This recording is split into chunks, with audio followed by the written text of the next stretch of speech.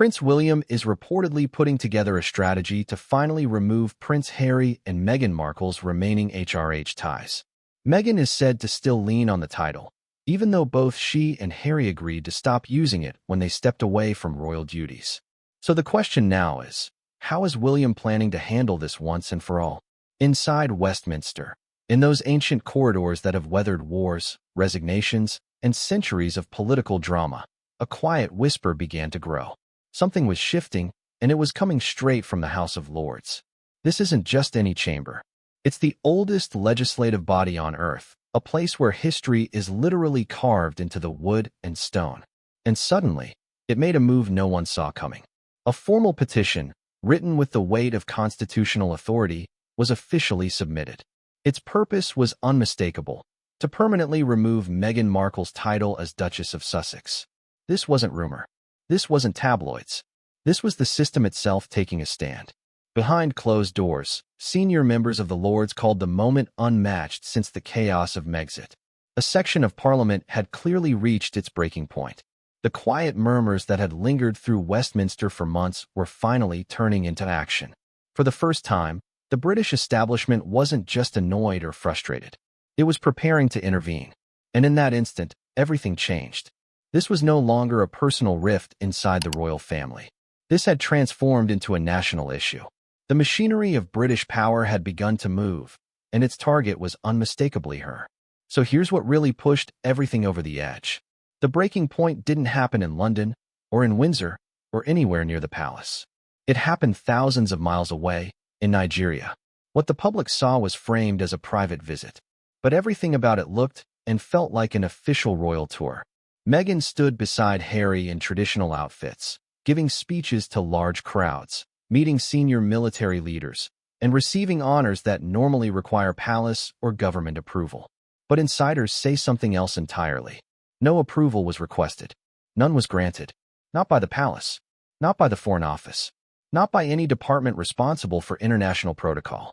The trip played out as though Harry and Meghan were still active working royals, as if their responsibilities and authority somehow remained intact after their departure. To members of the House of Lords, this wasn't just inappropriate. It was dangerous. Behind closed doors, the language was blunt and unforgiving. Unauthorized diplomatic behavior. A threat to the Crown's neutrality. A breach of constitutional expectations. In their eyes, Meghan was stepping into the role of a royal representative without the permission, oversight, or accountability required for such a position. Then came the photographs. Meghan posing with high-ranking Nigerian officials, images that spread across the world. To the untrained eye, it looked like an official endorsement, a duchess acting as an ambassador of the British state. And that alone was enough to send shockwaves through Westminster. More than any interview, documentary, or business venture, this was the moment that turned concern into action. This became the catalyst. The Lords came to a stark conclusion. When a private citizen uses a royal title while stepping into what looks like international diplomacy, the consequences go far beyond headlines or social media buzz. They touch national interests. And when national interests are involved, Parliament does not sit quietly. This trip didn't just annoy the establishment, it activated it. The whispers inside Westminster turned into a clear statement. A boundary had been crossed, and the title Duchess of Sussex could no longer be treated as untouchable. Because here's the truth. Royal titles aren't decorative accessories. They're constitutional tools, bound to laws that existed long before the age of celebrity or social media. As the Lords examined Meghan's public conduct, they followed a trail straight into the legal foundation of the monarchy itself. The Royal Titles Act of 1917, created during World War I. This law was built to stop noble titles from being misused, monetized, or taken outside the control of the crown. And according to legal advisors, the kind who brief ministers, not tabloids, Meghan's public use of her Duchess title, especially alongside her media ventures, might fall into territory the act was designed to prevent. Once Parliament starts questioning whether a title is being used in a way that breaks the law, the debate is no longer about royal etiquette or good manners. It becomes a constitutional issue. And insiders say that this legal interpretation became the backbone of the petition now moving through the system. The Nigeria trip may have sparked diplomatic alarm, But the moment the 1917 Act entered the discussion, everything shifted.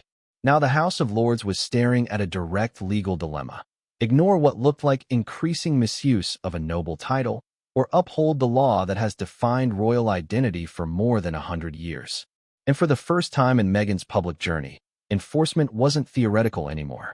If there was one issue that united critics across Parliament, it was the growing business empire built on the Sussex name. This wasn't rumor or online chatter. It was documented. Corporate filings, branding packages, marketing decks, and international media contracts all highlighting the Duchess identity. It began with the massive Netflix partnership, launching with a documentary that opened on-screen with Duke and Duchess of Sussex. Not as a courtesy, not tucked away in the credits, but front and center, the very first frame, styled in traditional royal font. To the Lords, that wasn't just creative design. That was branding. Then came Spotify, then Archwell, and then the attempt to trademark Sussex Royal for global commercial use. A move Queen Elizabeth personally stopped after advisors warned it would turn a royal designation into a worldwide franchise. The petition lays these moments out plainly, labeling them as unauthorized commercial use of noble status. From Parliament's point of view, this wasn't an innocent blend of royal heritage and entrepreneurship. It looked like a deliberate strategy, shaping the Sussex identity into a profitable brand designed to sell documentaries, podcasts, merchandise, interviews, and prestige. For generations, royal titles have stood as symbols. Under the Sussexes, critics argue, they became assets. And when assets are used in ways the law doesn't allow, the law steps in. Laws lead to petitions, and petitions lead to consequences. Inside Westminster, this phase of Meghan's public rise wasn't seen as simple ambition. It was seen as a complete shift. A duchess becoming a global entertainment brand, driven by a title that was never intended to be commercial fuel. And with that understanding, the House of Lords decided the time for waiting was over.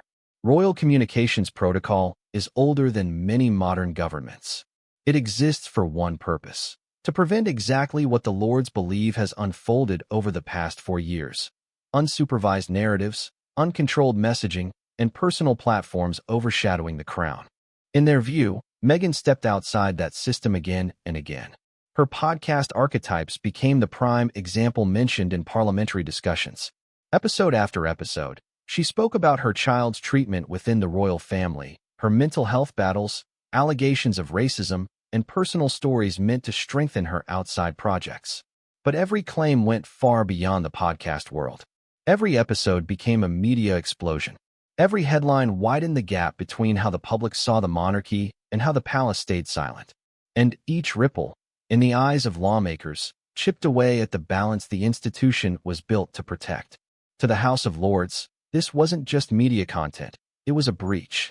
They pointed to the podcast directly as evidence of violating rules that have guided the monarchy for centuries. Rules that forbid any royal from doing 3 things. 1. Contradicting the monarchy. 2. Embarrassing the institution. 3. Presenting personal grievances as official truth. According to insiders, the Lords described the situation as a global embarrassment, a humiliation of the institution by someone still carrying its title as a mark of credibility. In their view, Meghan turned personal stories into public diplomacy, all without accountability, oversight, or approval. And Parliament had grown tired of watching royal tradition fall apart through a podcast feed. While the palace stayed silent and the monarchy kept its distance, the public made its voice unmistakably clear. A national YouGov poll showed a dramatic shift in sentiment. 77% of the British public believe Meghan should lose the Duchess of Sussex title. Support came from every political group: conservatives, moderates, and progressives. And 61% said Prince Harry should lose his titles too, especially the HRH styling. These numbers hit Westminster harder than any interview or streaming documentary. Because public opinion isn't rumor. Public opinion becomes pressure. Pressure becomes mandate. And mandate becomes action. Behind the scenes, sources say the House of Lords privately pointed to this poll as a key justification for stepping in. They took it as a national directive, not out of hostility, but out of duty. The British public was sending a message that couldn't be ignored. To them, the title no longer symbolized service, loyalty, or commitment to the crown. Instead, it had become linked to Hollywood deals, red carpet appearances, international interviews, and a duchess living thousands of miles away in Montecito, far removed from the monarchy, yet still carrying its name. To the public, the title felt out of place. To Parliament, it felt weaponized. And together, those pressures created the groundwork for a move unlike anything in modern royal history. Which brings us to the final chapter, the moment where this story shifts from controversy to constitutional record. Inside the oldest chamber of British authority, under towering ceilings and the glow of lamps that have lit centuries of decisions, a petition now waits. A petition that could permanently remove Meghan Markle's status as the Duchess of Sussex. This is no longer personal. This is no longer about popularity, media narratives, or palace tension. This is constitutional. What began as a whisper in Westminster has grown into a full-voiced declaration. The House of Lords, guardians of tradition, protectors of royal legitimacy, has stepped in where the monarchy stayed silent and where an absent duchess continued to carry a title without fulfilling the role behind it. If the petition moves forward and succeeds, Meghan will face something no modern royal has ever confronted, a legal removal of her noble title. Not a voluntary step back, not a negotiated adjustment, but a statutory erasure written into law. The Duchess of Sussex would become a closed chapter, a title erased, a name returned to the crown.